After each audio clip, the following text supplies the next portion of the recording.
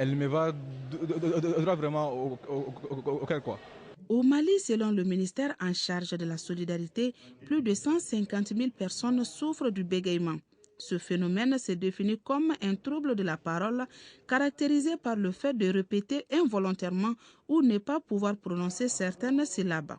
Les personnes qui souffrent du bégaiement sont souvent confrontées à des difficultés tant sur le plan scolaire que socio-professionnel. Nous, les personnes bègues, nous sommes un peu négligés, exclus. Surtout au moins des entretiens d'embauche, quoi. Donc, même si on est compétent, même si on est à la hauteur, mais au moins de l'entretien, peut-être si tu n'arrives pas à t'exprimer correctement, donc on t'écarte, quoi.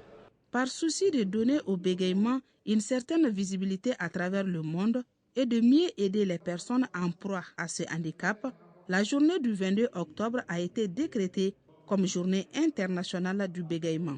C'est ce qui justifie d'ailleurs l'organisation de cette journée d'information et de sensibilisation par l'association Vaincre le bégaiement. Le thème de cette 12e journée mondiale, éducation, coopération, communication, faites passer le mot, est plus que d'actualité, d'autant plus que nous avons besoin aujourd'hui des éducateurs, plus de coopération entre les personnes bègues et les autres acteurs du milieu, et surtout le tout couronné par une bonne communication. Communication qui ne saurait se faire sans les médias ainsi que les professionnels de la communication. L'association est confrontée à certaines difficultés, à savoir manque de moyens financiers pour son fonctionnement et la mise en œuvre de son plan d'action. Absence totale de centres de prise en charge du bégaiement et d'autres troubles du langage, ainsi que le manque de sièges.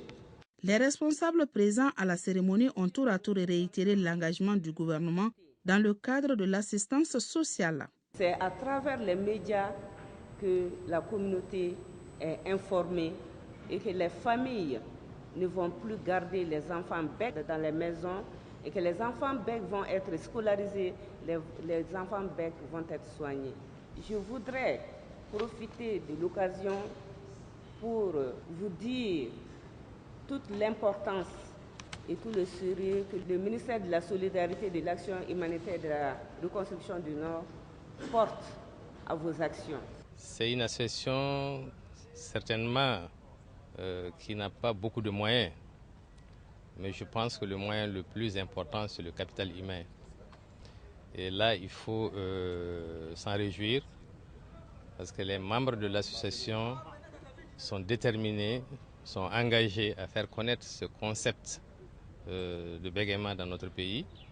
Et il faut qu'on comprenne que le bégaiement n'est pas une maladie. Il y a des mécanismes, il y a des outils qui sont là pour pouvoir parer à cette situation. Il y a des orthopédistes aujourd'hui, nous en disposons assez, qui sont là pour s'occuper de cette question. La journée internationale du bégaiement s'est donnée comme objectif d'assurer la promotion sociale des individus qui ont ce type de troubles de la parole.